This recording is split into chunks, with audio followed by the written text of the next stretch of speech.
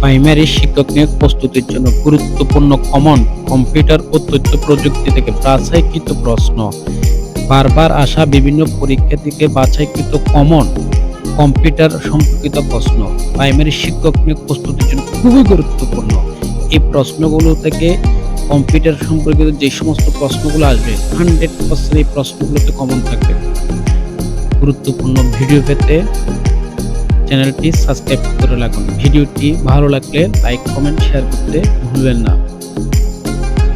গুরুত্বপূর্ণ টপিকস পেতে চ্যানেলটি এখনই সাবস্ক্রাইব করে রাখুন।